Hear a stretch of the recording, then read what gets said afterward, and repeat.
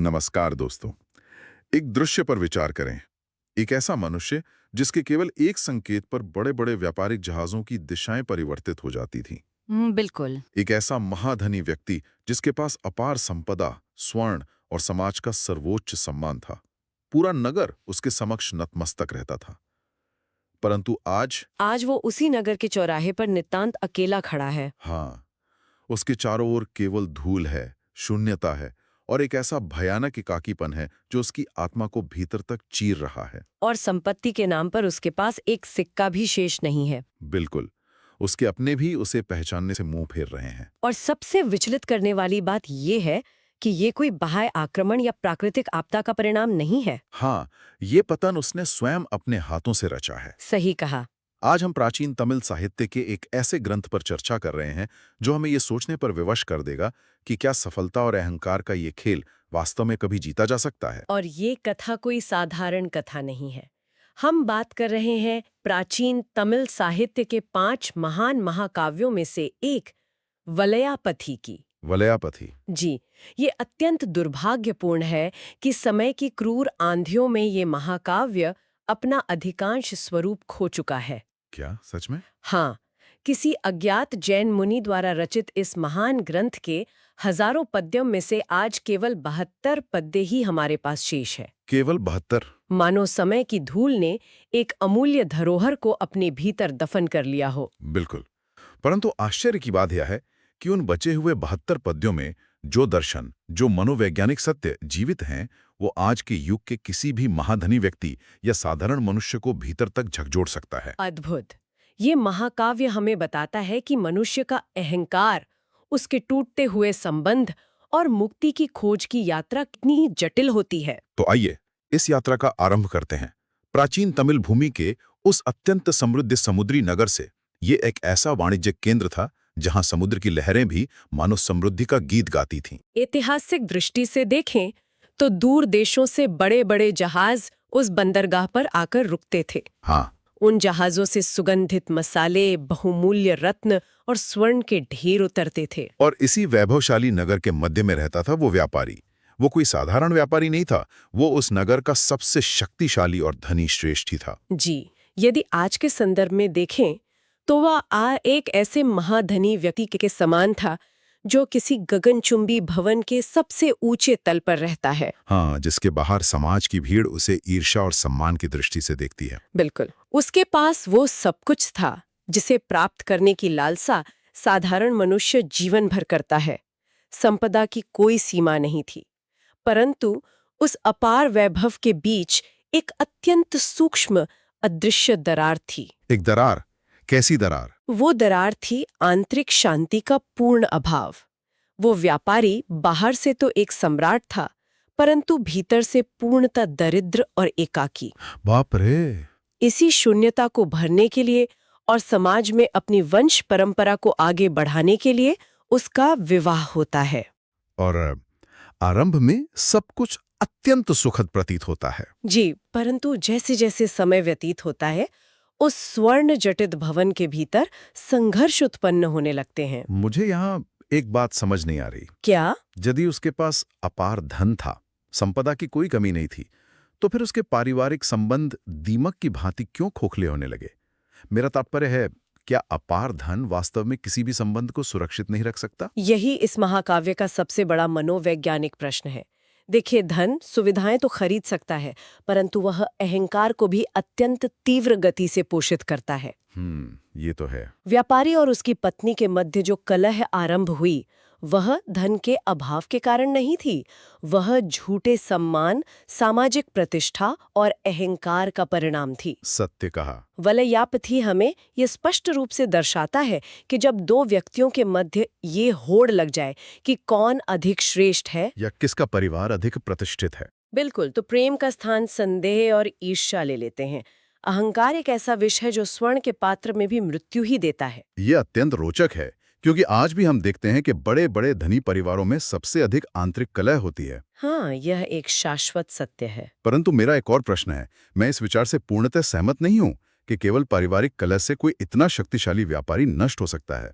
आप ऐसा क्यों सोचते हैं? क्योंकि समाज तो सदैव सफल और धनी व्यक्ति का सम्मान करता है। यदि उसके पास इतना धन था तो उसने अपनी संपत्ति का उपयोग करके अपने आलोचकों को मौन क्यों नहीं कर दिया? उसका आर्थिक पतन कैसे संभव हुआ? यह एक बहुत ही सटीक अवलोकन है और यहीं पर हमें ये समझना होगा कि पतन की प्रक्रिया कैसे कार्य करती है। समाज व्यक्ति का सम्मान नहीं करता। तो फिर?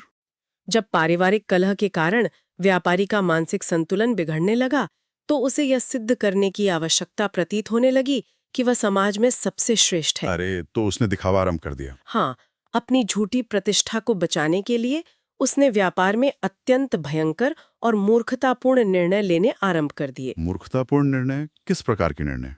जैसे दिखावे के लिए ऐसे जहाजों में भारी निवेश करना जिनकी कोई मांग नहीं थी। ओहो। अपने प्रतिद्वंदियों को नीचा दिखाने के लिए उन व्यापारियों से उच्च ब्याज दर पर ऋण लेना जो भीतर ही भीतर उसके पतन की प्रतीक्षा कर रहे थे। ये तो आत्मघाती है। बिल्कुल, उसका पूरा ध्यान व्यापार के मूल सिद्धांतों से हटकर केवल अपने झूठे अहंकार को पोषित करने में लग गया। वह बाजार की वास्तविकता को अनदेखा करने लगा। जब आप अपने व्यापार को लाभ के लिए नहीं अपितु केवल समाज में अपना दबदबा बनाए रखने के लिए चलाते हैं तो पतन निश्चित है। ये तो ऐसा ही हुआ कि कोई व्यक्ति बाहर से अपने भवन को भव्य दिखाने के लिए उसकी नींव की ईंटें ही निकालकर बेच रहा हो। क्या सटीक उदाहरण दिया है आपने। ये एक ऐसा परजीवी है जो बाहर से तो वृक्ष को हरा भरा दिखाता है लेकिन अंदर से उसकी जड़ों को खोखला कर देता है। जब तक तूफान नहीं आता वृक्ष सुरक्षित लगता है लेकिन जरा सी हवा चलने पर वो जड़ से उखड़ जाता है। बिल्कुल सत्य कहा आपने। और जब उसका वो आर्थिक तूफान आया तो परिणाम अत्यंत भयंकर था। शनय शनय धन कम होने लगा। जिन जहाजों से स्वर्ण आता था वे मार्ग भटकने लगे या डूब गई जी। जो ऋण उसने लिए थे उनका भार बढ़ने लगा और जैसे ही संपदा का सूल्य अस्त होने लगा वे सभी लोग जो कल तक उसके मित्र होने का स्वांग रचते थे मुंह मोड़ने लगे। यहाँ आकर कथा में एक गहरा ठहराव आता है। वो शक्तिशाली व्यापारी अब अपने ही महल के प्रांगण में नितांत अकेला खड़ा था। परिवार पहले ही टूट चुका था और अब वो समाज भी उसे छोड़कर जा रहा था जिसके लिए उसने अपने संबंधों की बलि दे दी थी। ये एकाकीपन का घोर अंधकार था। हाँ, एक ऐसा अंधकार जो भीतर तक डरा देता है। जब बाहर का सारा शोर शांत हो गया तब उसे अपने भीतर की वो भयानक चीख सुनाई दी जिसे उसने जीवन भर धन के कोलाहल में दबा कर रखा था। और यही वो क्षण है जहां मनुष्य के पास स्वयं का सामना करने के अतिरिक्त कोई विकल्प नहीं बचता। इसी गहन अंधकार में उस व्यापारी के भीतर आत्मचिंतन का जन्म होता है। वह विचार करने लगा कि उसने जीवन भर जिस संपदा के पीछे दौड़ लगाई आज वो कहाँ है। जिन लोगों के लिए उसने अपनी आत्मा का सौदा किया वे कहाँ हैं। इस भयंकर पीड़ा और पश्चाताप की अग्नि में जलते हुए उसे सत्य का आभास होने लगा। और जब मार्ग पूर्णतः अंधकार में प्रतीत हो रहा था तभी एक ऐसा मोड़ आता है जो संपूर्ण दिशा ही परिवर्तित कर देता है। जी। नगर के कोलाहल से दूर भटकते हुए वो व्यापारी एक दिन एक जैन मुनि के समक्ष पहुंचता है। मुनि का मुखमंडल अत्यंत शांत था, मानो उन्होंने संसार के सभी झंझावातों को पार कर लिया हो। बिल्कुल। वे व्यापारी जो कभी स्वर्ण के आसन पर बैठता था आज उन मुनि के चरणों में धूल में बैठा था। यहाँ वल्लयापथी का जैन दर्शन अपने सबसे शुद्ध रूप में प्रकट होता है। मुनि ने उसकी ओर देखा। उनके नेत्रों में न तो दया थी और ना ही उपहास। तो फिर क्या था? केवल एक निर्मल करुणा थी। और उस क्षण मुनि ने उसे जैन दर्शन का प्रथम सत्य बताया। मोह ही दुख का कारण है। मोह ही दुख का कारण है। हाँ, जब तक मनुष्य बाहरी वस्तुओं, संबंधों और अहंकार से मोह रखता है वो केवल दुख ही प्राप्त करेगा। ये संवाद अत्यंत शक्तिशाली है। मुनि ने उसे ये नहीं कहा कि जाकर अपना धन वापस प्राप्त करो। उन्होंने उसे समाज से प्रतिशोध लेने का मार्ग नहीं दिखाया। बिल्कुल नहीं। बल्कि मुनि ने कहा शांति धन से नहीं बल्कि संयम से मिलती है। ये एक पंक्ति मानो एक संपूर्ण जीवन का सार है। मुनि ने उससे वे शाश्वत मूल्य सिखाए जो इस महाकाव्य का हृदय है।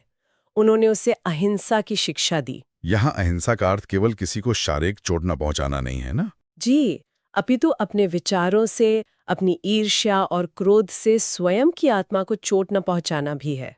उस व्यापारी ने अपने अहंकार से स्वयं अपनी ही आत्मा की हत्या की थी। और इसके साथ ही मुनि ने उसे अपरिग्रह का महत्व समझाया। अपरिग्रह अर्थात आवश्यकता से अधिक संग्रह न करना। यह विचार आज के युग में कितना प्रासंगिक है। उस व्यापारी ने जीवन भर केवल संग्रह किया था। धन का संग्रह, सम्मान का संग्रह, वस्तुओं का संग्रह, और उसी संग्रह के भार ने उसे कुचल दिया था। सत्य कहा। अपरिग्रह केवल भौतिक वस्तुओं का त्याग नहीं है, यह विचारों का, ईर्ष्या का और उस मान्यता का त्याग है कि ये सब मेरा है। अद्भुत। मुनि ने उसे आत्मसंयम का महत्व समझाया। जब मनुष्य अपनी इंद्रियों पर, अपनी इच्छाओं पर नियंत्रण प्राप्त कर लेता है, तब वह भारी परिस्थितियों का दास नहीं रहता, वह स्वयं का स्वामी बन जाता है। उसे ये ज्ञान प्राप्त हो गया कि जो कुछ भी उसने खोया है वो कभी उसका था ही नहीं। जी, मुनि की इन शिक्षाओं को सुनते हुए व्यापारी के भीतर एक ऐसा परिवर्तन होने लगा जो किसी चमत्कार से कम नहीं था। वो व्यक्ति जो कल तक अपने नष्ट हुए व्यापार और खोए हुए सम्मान के लिए विलाप कर रहा था, अब एक अद्भुत शांति का अनुभव कर रहा था। उसके भीतर का वो अशांत समुद्र मानो अचानक शांत हो गया हो। और फिर आता है इस महाकाव्य का वो सबसे नाटकीय क्षण। उस व्यापारी ने एक ऐसा निर्णय लिया जो समाज की दृष्टि में पराजय लग सकता है, परंतु वास्तव में वो उसकी सबसे बड़ी विजय थी। उसने अपने उस बचे खुचे धन, उस कलंकित प्रतिष्ठा और उस मृतप्राय अहंकार सबको उसी क्षण त्याग दिया। क्या बात है। उसने एक सन्यासी का मार्ग अपना लिया। ये निर्णय कोई पलायन नहीं था, ये एक योद्धा का सबसे बड़ा आक्रमण था अपने ही भीतर के अंधकार पर। बिल्कुल। वो मनुष्य जिसने जीवन भर संसार को जीतने का प्रयास किया, आज जब वो खाली हाथ था तो वो इस महाकाव्य का शाश्वत संदेश बन गया। यह संदेश कि सच्ची विजय इस संसार को जीतने में नहीं अपितु स्वयं को जीतने में है। भले ही वलयापथी ग्रंथ आज अधूरा है, इसके पन्ने समय के साथ नष्ट हो गए हैं, परंतु इसका जो सत्य आज हमारे समक्ष है वो अपने आप में पूर्ण है। धन अत्यंत अस्थायी है, जल के बुलबुले के समान। हाँ, संबंध अत्यंत कोमल है जिन्हें अहंकार की तनिक सी वायु भी नष्ट कर सकती है, और केवल आत्मज्ञान ही वो शाश्वत तत्व है जो कभी नष्ट नहीं होता। असली स्वतंत्रता उस वस्तु को प्राप्त करने में नहीं है जिसकी आप कामना करते हैं, बल्कि असली स्वतंत्रता उस कामना के ही त्याग में है। ये कथा हमें एक ऐसा दर्पण दिखाती है जिससे हम बच नहीं सकते। आज हम आधुनिक युग में अपनी डिजिटल पहचान, अपने चित्रों, अपनी उपलब्धियों और अपने विचारों को इंटरनेट पर सहेज कर रखते हैं। हम ये सोचते हैं कि यह हमारी अमरता है। परंतु एक विचार करें, जब वलयापथी जैसे एक महान और ज्ञानवर्धक महाकाव्य की हजारों पंक्तियां समय की धूल में विलीन हो सकती हैं, तो हमारा यह डिजिटल संग्रह कितने दिन बचेगा? समय की आंधी में ये सब एक दिन नष्ट ही होना है। बिल्कुल। और यदि ये सब नष्ट ही होना है तो फिर आज हम किस बात का अहंकार कर रहे हैं? हम किस लिए अपने संबंधों को दांव पर लगा रहे हैं? यह एक अत्यंत गंभीर और झकझोर देने वाला विचार है। हम सभी उसी व्यापारी के समान अपने अपने स्वर्ण के पिंजरों में बैठकर शांति की प्रतीक्षा कर रहे हैं, जबकि शांति उस पिंजरे को तोड़ देने में है। सत्य कहा। और यदि प्राचीन तमिल साहित्य की इस अमर कथा ने, अहंकार और आत्मज्ञान की इस यात्रा ने आपके हृदय को तनिक भी छुआ हो, यदि इसने आपके भीतर कोई स्पंदन उत्पन्न किया हो, तो इस कथा को लाइक करें, अपने प्रियजनों के साथ शेयर करें, अपने विचार कमेंट में लिखें और हमारे चैनल को सब्सक्राइब करें। सत्य और ज्ञान की इस अविरल यात्रा में सदैव हमारे साथ बने रहें। नमस्कार।